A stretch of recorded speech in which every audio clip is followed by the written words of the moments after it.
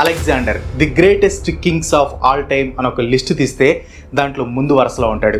Just 22 సంవత్సరాలకి grease మొత్తాన్ని తన కంట్రోల్లోకి తెచ్చుకున్నాడు. ఒక రకంగా చెప్పాలంటే ఆ టైంలో పెద్ద తోపు అనమాట. అలాంటి తోపుకి మన ఇండియా రాజు చొక్కలు చూపించాడు. లిటరల్గా భయం అంటే ఏంటో పరిచయం చేశాడు. స్టోరీ ఫుల్ ఇంట్రెస్టింగ్గా ఉంటుంది. స్కిప్ చేయకుండా లాస్ట్ వరకు చూడండి. అండ్ మన ఇండియన్ కింగ్ కోసం ఒక షేర్ చేయండి. అండ్ మీరు ఇంకా మన ఛానల్కి సబ్స్క్రైబ్ కాకపోతే please do subscribe. And video లాస్ట్లో ఒక మెసేజ్ ఉంది, ఇంపార్టెంట్ మెసేజ్ అనమాట.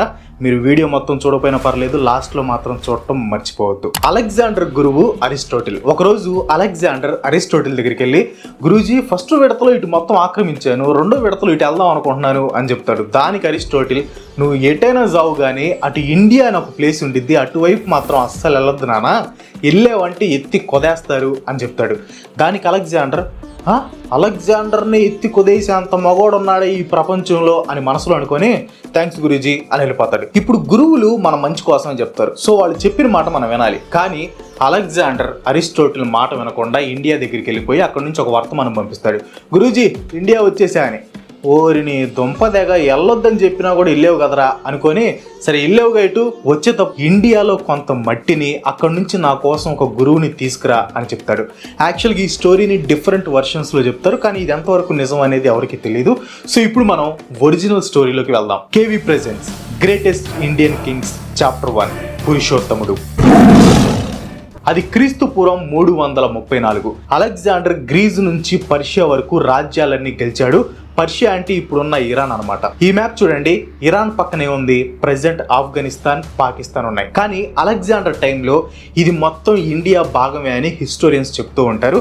అంటే ఇండియాలో భాగం అంటే కల్చర్ అంతా ఒకటే ఉండేది అనమాట. సో టెక్నికల్గా అది మొత్తం మన ఇండియాలో భాగమే. ఆఫ్ఘనిస్తాన్ కానీ పాకిస్తాన్ కానీ మొత్తం ఇండియాలో భాగమే. అలెగ్జాండర్ నెక్స్ట్ ఇండియాని ఆక్రమించాలి అని స్టార్ట్ అయ్యాడు. చాలా మంది అలెగ్జాండర్కి చెప్పారు, మనం వాటి వెళ్ళటం అంత మంచి ఆలోచన కాదు, అక్కడికి వెళ్తే మనం బాగా నష్టపోతాం, ఒకసారి ఆలోచించు అని అలెగ్జాండర్కి చెప్తారు.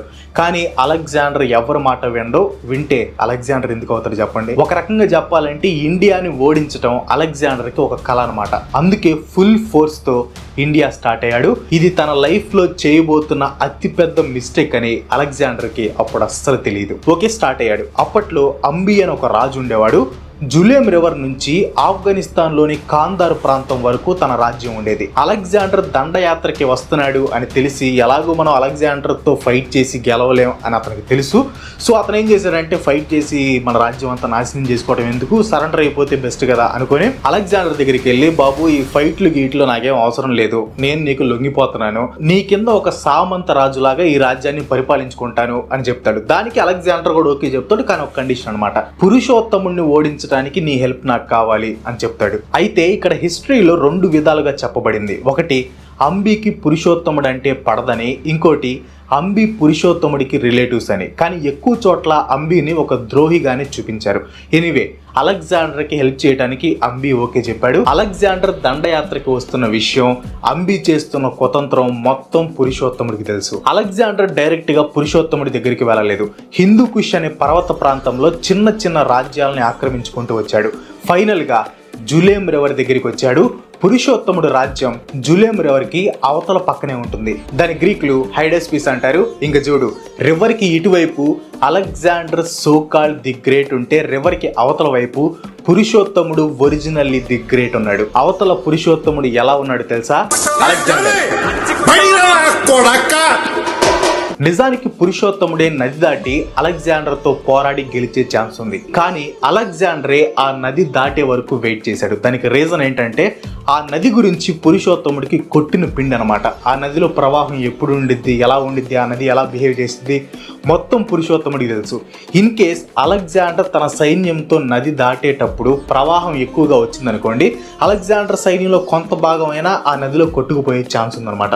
సో అలా అనుకొని అలెగ్జాండరే అది దాటి వచ్చేదాకా వెయిట్ చేశాడు. అలెగ్జాండర్ నది క్రాస్ చేయగానే షాక్ అయిపోయాడు. ఎందుకంటే అలెగ్జాండర్ సైన్యమేమో గుర్రాల మీద వచ్చింది, కానీ అవతల పురుషోత్తముడు సైన్యంలో పెద్ద పెద్ద ఏనుగులు ఉన్నాయి. అలెగ్జాండర్ ఎన్నో యుద్ధాలు చేశాడు, కానీ ఏ యుద్ధంలో ఏనుగులతో ఫైట్ చేయలేదు. సో అంత పెద్ద మదగజాలను చూడంగానే అలెగ్జాండర్ ఆర్మీలో కొంచెం భయం పుట్టుకుంది. దానికి తోడు పురుషోత్తముడిని చూడంగానే అలెగ్జాండర్ మళ్ళీ షాక్ అయిపోయాడు. ఎందుకంటే పురుషోత్తముడు మామూలుగా ఉంటాడు అనుకుంటే 7 అడుగులు ఎత్తు, భారీ శరీరం. ఈడేంద్ర బాబు ఎంతున్నాడని షాక్ అయిపోయాడు. ఇంకా యుద్ధం స్టార్ట్ అయింది. మన ఏనుగులు లిటరల్ గా అలెగ్జాండర్ సైన్యాన్ని తొక్కి పడేస్తున్నాయి. ఏనుగులు ఒకటే అనుకుంటే పురుషోత్తముడు సైన్యం కూడా చాలా స్కిల్ఫుల్. కనపడకుండా చెట్లలో దాక్కుని బాణాలు వేస్తున్నారు. అసలు బాణాలు ఎక్కడి నుంచి వస్తున్నాయో కూడా వాళ్ళకి అర్థం కావట్లేదు అనమాట. 1 ఇంచు అటు ఇటు కాకుండా కరెక్ట్ గా గుండెలో దింపుతున్నారు. అలెగ్జాండర్ సైనికులు కుప్పకూలిపోతున్నారు.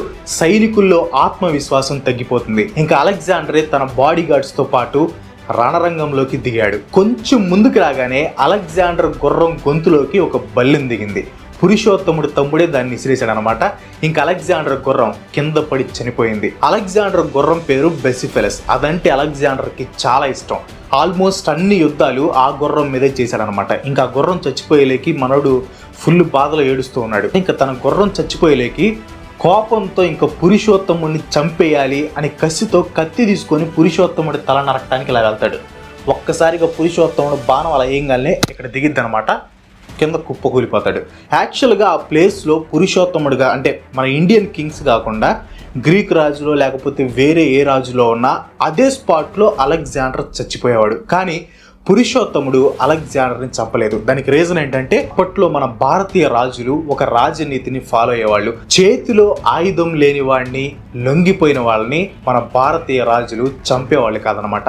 సో ఆ ఒక్క రీజన్తో అలెగ్జాండర్ ఆ రోజు బ్రతికిపోయాడు. మిగతా అలెగ్జాండర్ సైనికులు అబ్బా మన ప్రాణాలు పోలేదు అనే ఆనందంతో అలెగ్జాండర్ని తీసుకుని వెళ్ళిపోయారు. ఇంకా తిరిగి రాలేదు. ఎందుకంటే ఈ పురుషోత్తముడి రాజ్యం తర్వాత మగధ సామ్రాజ్యం ఉంది. వాళ్ళలోనే పెద్ద సైన్యం ఉంది. పురుషోత్తముడు ఒక పొల్లే దించాడు. మగధ సామ్రాజ్యం వాళ్ళు అయితే పెద్ద గుణపం దించుతారు. సో అందుకని ఇంక ఇటువైపు రాలేదనమాట. ఇండియా మీద దండయాత్ర అనేది అలెగ్జాండర్ లైఫ్లో కాస్ట్లీ మిస్టేక్. పురుషోత్తముడు అలెగ్జాండర్ని ఓడించాడు. ఇది పచ్చి నిజం, చరిత్రలో జరిగిన నిజం. కానీ కామెడీ ఏంటంటే చాలామంది ఇన్ఫ్యాక్ట్ వికీపీడియాలో కూడా అలెగ్జాండరే పురుషోత్తముడిని ఓడించాడు అని ఉంది. పురుషోత్తముడి శౌర్యం, వీరత్వం అలెగ్జాండర్కి నచ్చి ఆ రాజ్యాన్ని తిరిగి పురుషోత్తముడికి ఇచ్చేశాడు అని సొల్లు కూడా ఉంది. నిజంగా సొల్లు. ఎందుకంటే అలెగ్జాండర్ అంత మంచోడు కాదు. చిన్న చిన్న తప్పులకే తన టీచర్స్ ని, రిలేటివ్స్ ని, ఫ్రెండ్స్ ని అతి కిరాతకంగా చంపేశాడు. వేరే రాజ్యాల మీద యుద్ధానికి వెళ్ళినప్పుడు అమాయక ప్రజల్ని చంపేసేవాడు, ఈవెన్ పిల్లల్ని కూడా. అలాంటిది పురుషోత్తముడిని చంపకుండా ఎందుకు వదిలేస్తాడు చెప్పండి? వదిలేయటమే కాకుండా తన వీరత్వం నచ్చి రాజ్యాన్ని తిరిగి ఇచ్చేసాడంట. అది కూడా ఇండియాని ఆక్రమించడం తన డ్రీమ్. అలాంటిది రాజ్యాన్ని తిరిగి ఇచ్చేసి వెళ్ళిపోయాడంట. కానీ చాలా మంది అలెగ్జాండరే పురుషోత్తముడిని ఓడించాడు అని ఎప్పటికీ నమ్ముతారు. దానికి రీజన్ ఏంటంటే పురుషోత్తముడి మీద పెద్దగా పుస్తకాలు ఏమి లేవు. అక్కడ ఇక్కడ కొంచెం కొంచెం ఉంది, కానీ ఆయన మీద ఫుల్ స్టోరీ అయితే ఇన్ఫర్మేషన్ ఎవరికి లేదనమాట. అందుకే ఈ సిరీస్ స్టార్ట్ చేశాను. మన ఇండియాలో చాలా మంది గొప్ప రాజులు ఉన్నారు, కానీ వాళ్ళ చరిత్ర మనకి తెలియదు. ఎందుకంటే ఎవ్వరు చెప్పరు. They are forgotten kings. So అలాంటి ఫర్గాటెన్ కింగ్స్ గురించి ఈ సిరీస్లో మనం మాట్లాడుకోబోతున్నాం. మీరు తెలుసుకోండి, సపోర్ట్ చేయండి. ఇప్పుడు అమెరికాలో బాత్రూమ్ చూపిస్తే మిలియన్స్లో వ్యూస్ ఇస్తారు, తలకి మసాజ్ చేయించుకుంటే మిలియన్స్లో వ్యూస్ ఇస్తారు. కానీ ఇలాంటి వీడియోస్ ఎందుకు చూడరో నాకు అర్థం కాదు. అండ్ యూట్యూబ్ కూడా ఇలాంటి వీడియోస్ని ఎందుకు ప్రమోట్ చేయదు. అండ్ ఈ రోజుల్లో జనాలు బాత్రూమ్స్ చూసినంత ఇంట్రెస్ట్గా ఇన్ఫర్మేషన్ని చూడలేకపోతున్నారు అనమాట. అండ్ ఇలాంటి వీడియోస్కి సపోర్ట్ చేయండి అని అడగకూడదు, కానీ అడగాల్సిన పరిస్థితి వస్తుంది. షేర్ చేయడానికి ట్రై చేయండి. ఇంకో మంచి స్టోరీతో మళ్ళీ కలుసుకుందాం. అంతవరకు సెలవు. Bye bye.